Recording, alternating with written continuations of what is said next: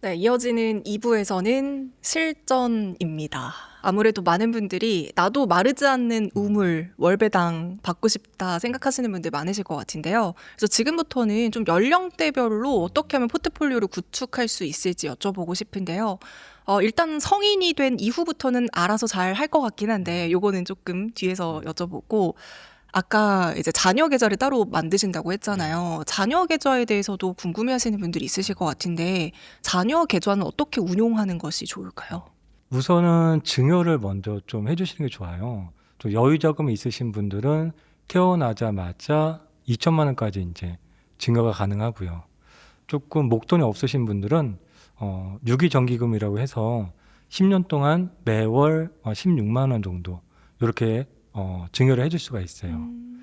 그런데 이제 증여를 한 다음에 어떤 종목을 살 거냐 맞아요. 이게 사실 이제 중요한데요. 기본적으로 볼 수 있는 것은 국내 상장 미국 ETF. 국내 상장 미국 ETF. 네. 네.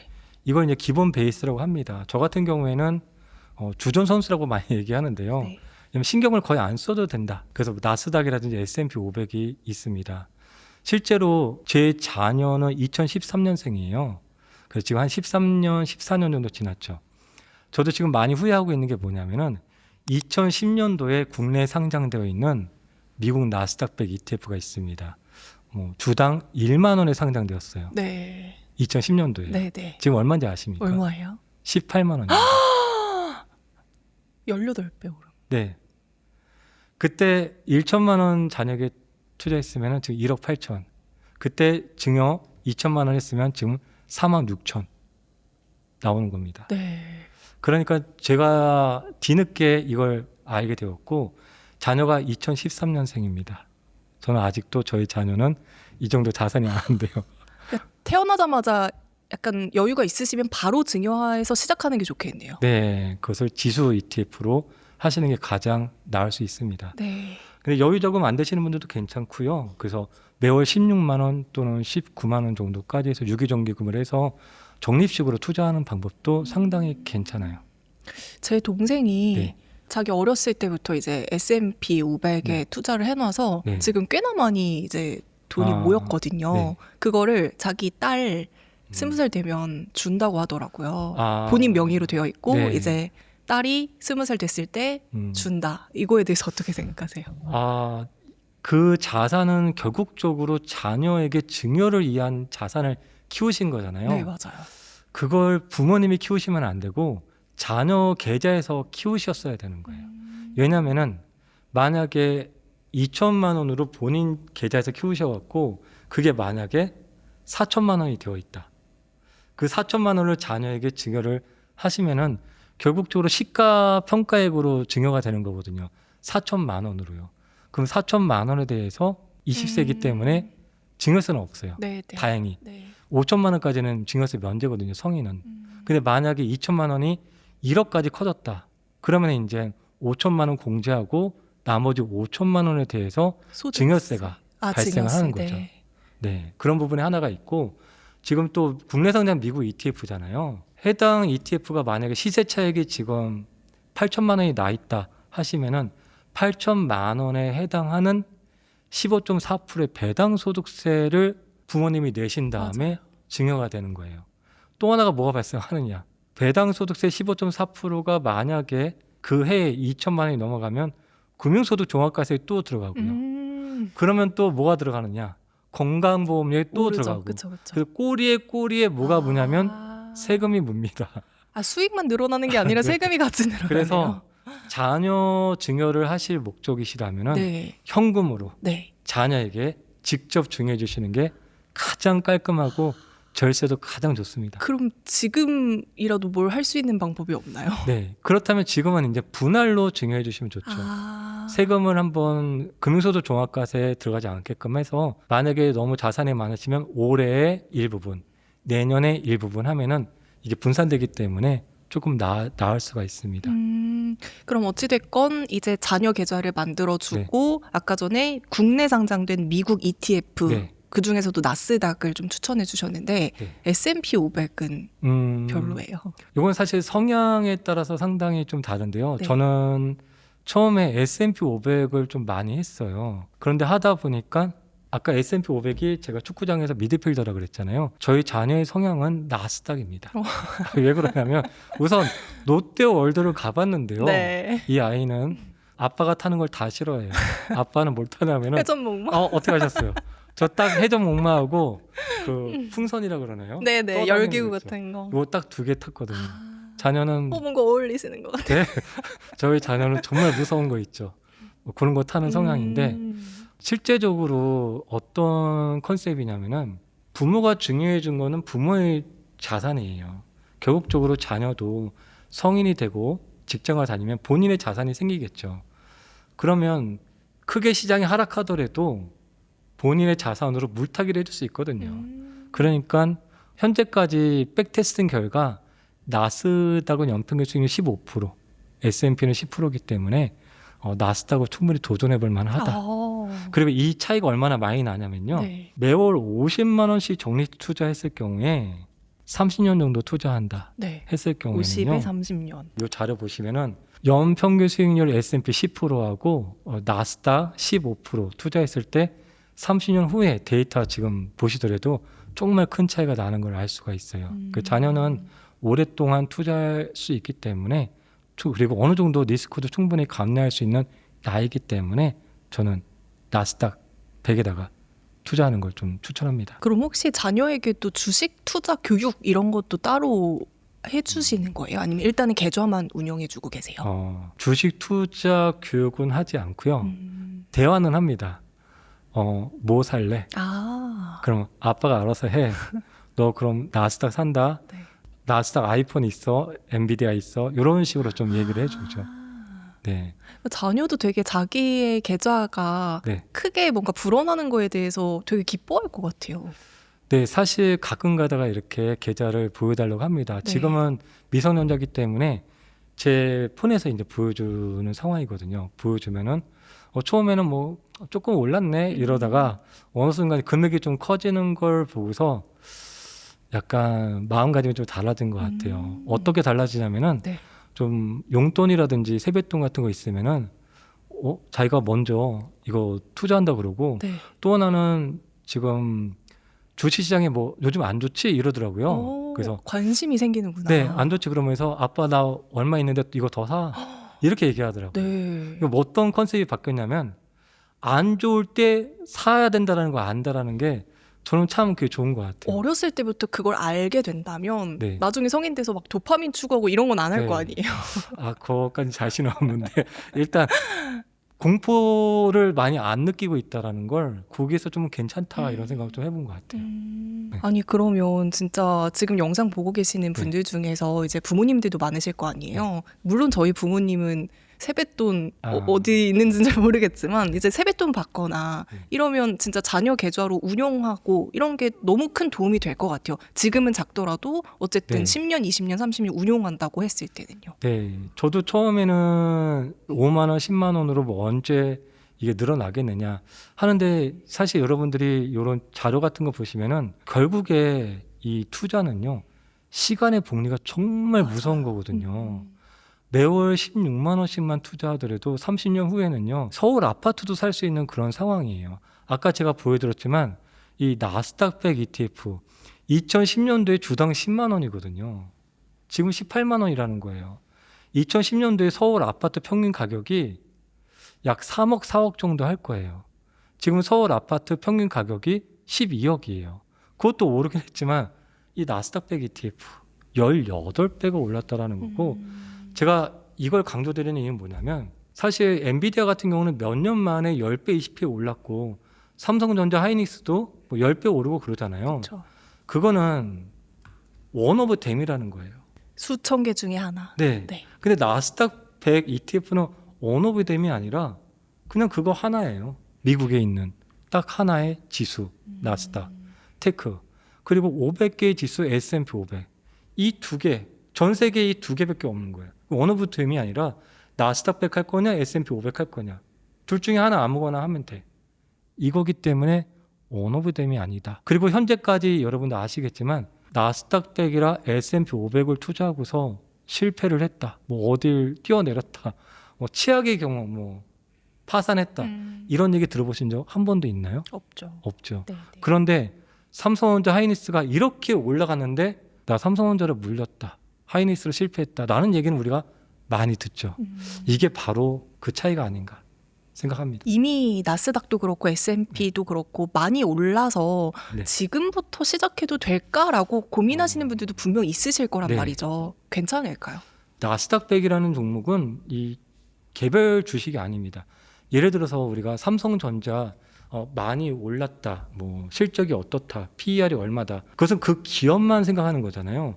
이 나스닥 100 지수라는 건 뭐냐면 100개의 종목들 중에 좋은 기업이 들어오고 나쁜 기업은 도태된 빠지는 거예요.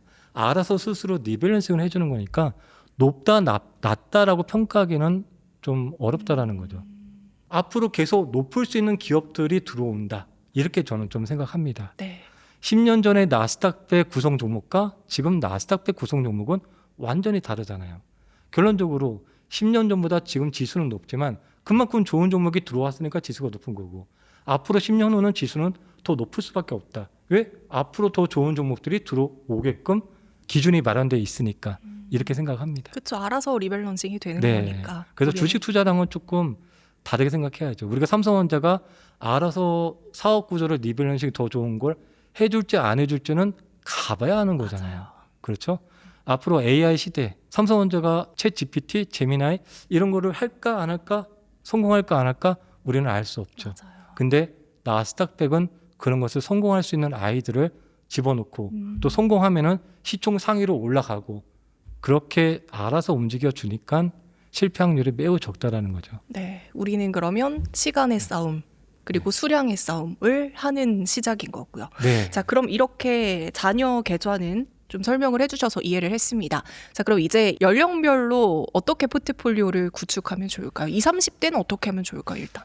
네, 20, 30대의 경우에는요, 일단 근로소득이 나올 수 있고 또 나오고 있고 또 앞으로도 수십 년간 계속 근로소득이 나올 수 있기 때문에 현금 흐름이 사실 특별히 필요가 없습니다. 그래서 성장주 위주로 투자해도 좋다. 몇 퍼센트? 급여가 좀 많으신 분들의 경우에는 뭐 100% 성장주 투자해도 상관은 없죠. 네. 왜냐하면은 배당 투자에서 현금 흐름 마련하는 것은 우리가 이제 소득이 감소되거나 또 소득이 없을 경우에 현금이 필요하기 때문에 필요한 부분이지만 젊으신 분들은 근로소득이 계속 있으니까 다만 이제 여기서 뭘 구분하셔야 되냐면 네. 잠깐 한번 다시 보겠습니다. 똑같이 성장주라 하더라도 최전방 공격수가 있고 공격수가 있고 미드필드가 있고 수비수가 있을 수 있어요. 저 어떤 기준으로 나누냐면요. 변동성이에요. 즉 S&P 500도 성장주잖아요. 그럼 변동성이 나스닥보다 적죠. 그래서 좀 젊으신 분들은 나스닥의 7, S&P의 3 또는 젊지만 나는 조금 평상시 예적금밖에 안 해봤다. 그러면은 나스닥 7 어렵죠. 나스닥은 2, 나스닥 2. 네, S&P에다가 8 아. 이런 식으로 가져가셔야죠. 저는 5대5 생각했는데 아예 2대8로 나왔어요. 왜냐하면은 평상시에 예적금밖에 안 하셨던 분들이 나스닥 포지션 많이 가져가시다면은 이 변동성 때문에 후회 많이 하실 수 있어요. 물론 백테스팅 결과만 본다면은 나스닥이 정말 좋지만 수익률이 실전은 완전 다르거든요. 평상시에 원금 손실을 한 번도 안 봤던 예적금 투자하셨던 분들은 5%만 하락하더라도 야 이거 어떻게 해야 되지? 일상생활이 안 돼요. 네. 그래서 S&P 500 최근에도 여러분들 보셨으면 아시겠지만 6월달 7월달 나스닥 하락했습니다. 근데 S&P 500은요 신고가 갔잖아요.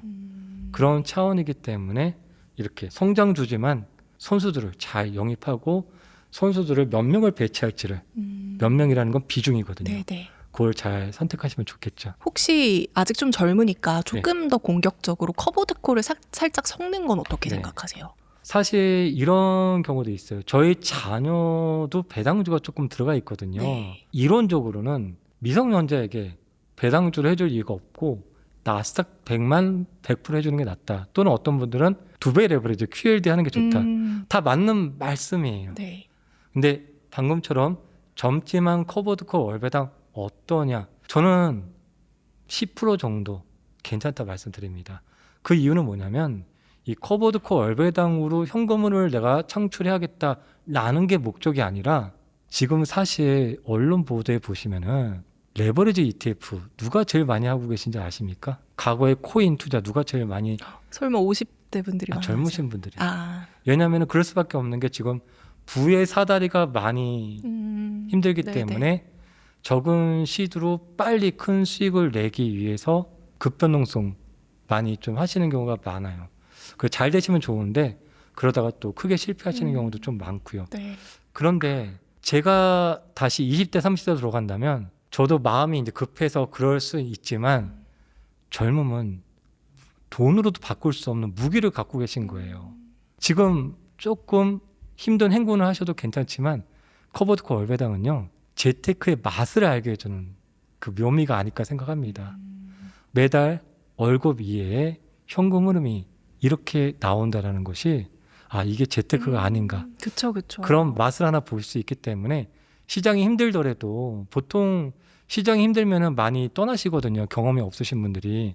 근데 이렇게 커버드코 월배당을 조금이라도 받아보시면 아 재미가 있네. 그 시장을 계속 조금 버틸 수 있게끔 하는 원동력이 좀 될 수 있을 것 같아요. 제가 이제 아무래도 30대다 네. 보니까 아직 막 결혼도 안 하고 하다 보면 이제 큰 돈 쓸 일들이 네. 있잖아요. 결혼을 한다거나 집을 산다거나. 근데 이렇게 자산에 다 투자를 해놨는데 큰 돈을 써야 돼요. 그럼 이걸 팔아야 되는 순간이 오긴 오잖아요. 네. 약간 아까울 것 같기도 한데 이때는 그럼 자산을 좀 팔아서 집을 사는데 보태거나 해야 되는 건가요? 네, 우선적으로 조만간에 꼭 써야 될 자금 같은 경우에는 주식이나 ETF 투자를 웬만하면 하지 말아야 되는 케이스고요. 그래도 꼭 뭐 3년 안에 해야겠다 한다면은 저는 반 정도는 좀 안전자산, 예금이라든지 네. 머니마켓에 넣어놓고 반 정도만 좀 투자를 할 것 같아요. 음, 그리고 쓸 때가 되면은 이제 매도를 해서 써야 되죠.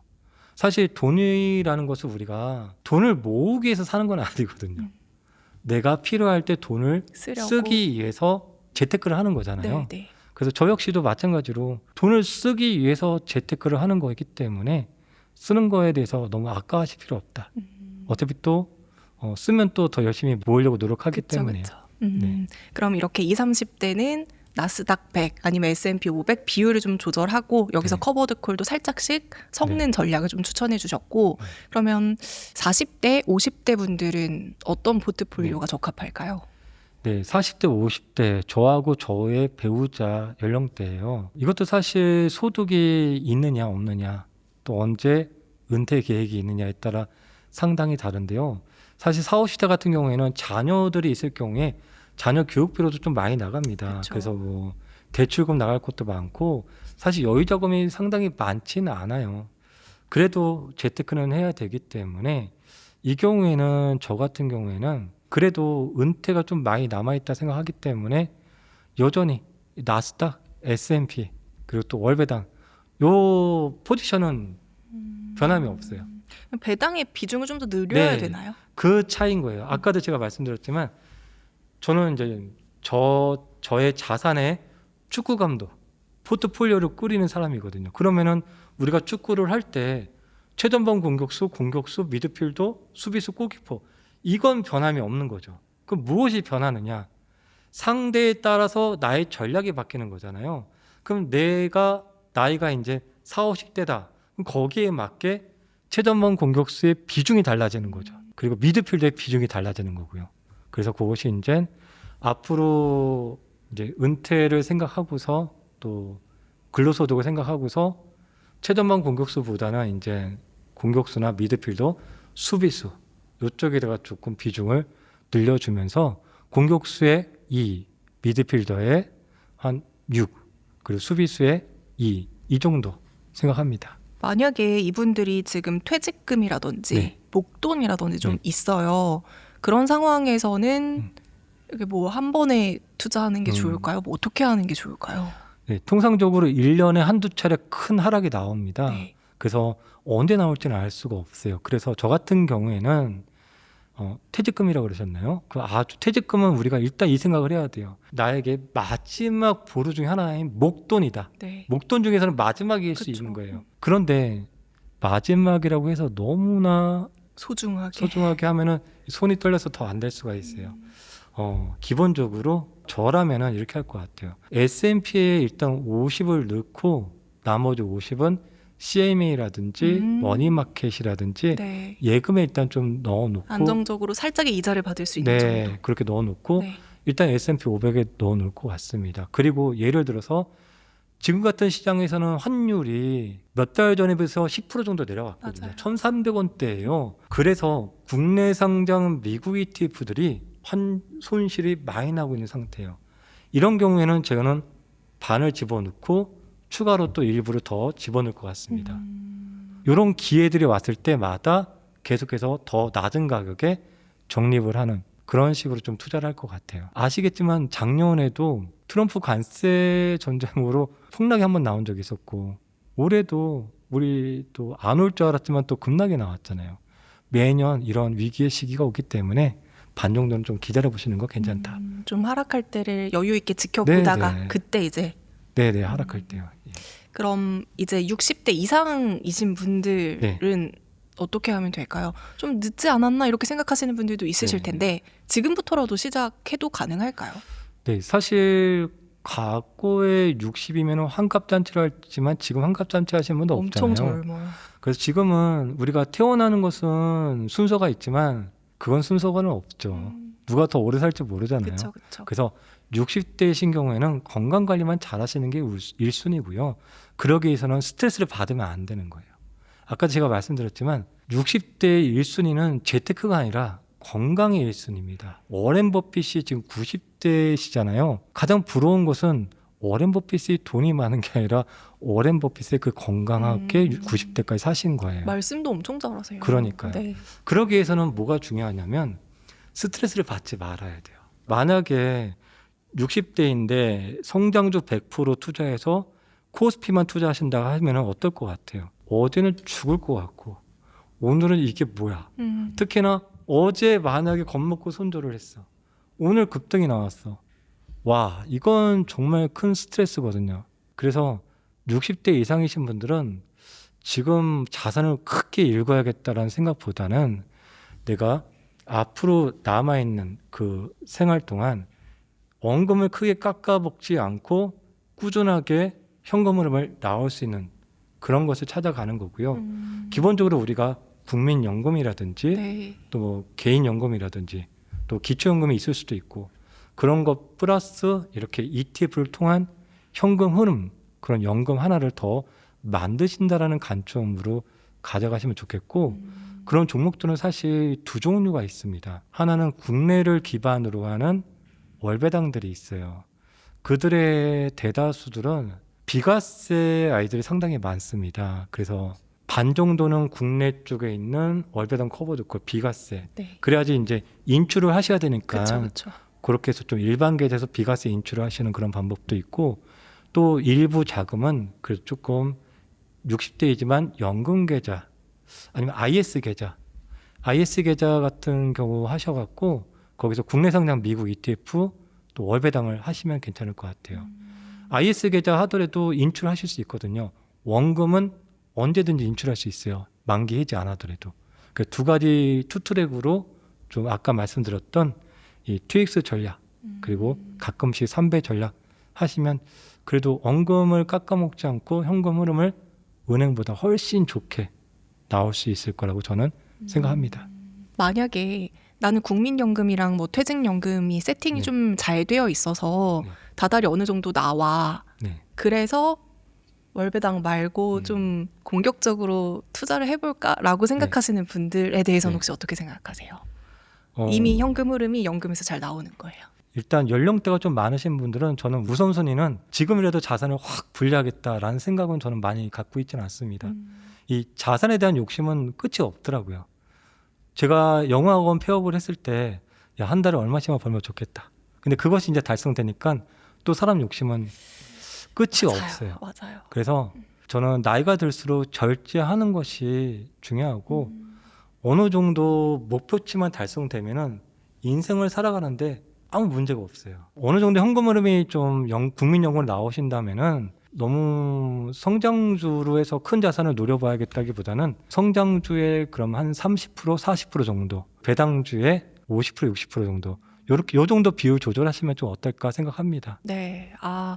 연령대별로 또 자녀의 계좌 포트폴리오 전략까지 너무나도 세세하게 또 말씀해 주셔가지고 참고하는 데 많은 도움이 되셨을 것 같습니다. 마지막으로 저희 구독자분들을 위해서 한 말씀 부탁드릴게요. 제가 처음에 유튜브 채널 배당의 만장을 개설했을 때 이 만장 1만 원집회 1만 장 연배당으로 1억이죠. 처음엔 막연하게 그냥 생각하고서 만들었거든요. 그런데 지금 하다 보니까 거의 1만 장이 다가온 것 같습니다. 제가 지금 시청하고 계시는 머니인사이드 시청자분들께 말씀드리고 싶은 것은 목표가 많든 적든 여러분들의 목표를 가질 수 있는 그런 닉네임을 하나 만드시면 도움이 되실 것 같습니다. 항상 여러분들의 또 장기적 자산 우상향 되시길 응원드리겠습니다. 감사합니다. 네, 약간 버킷리스트 같은 느낌인 네. 거네요. 네네. 네, 오늘 귀한 말씀 나눠주셔서 감사합니다. 배당희 원장님과 함께했습니다. 오늘 말씀 감사합니다. 네, 고맙습니다.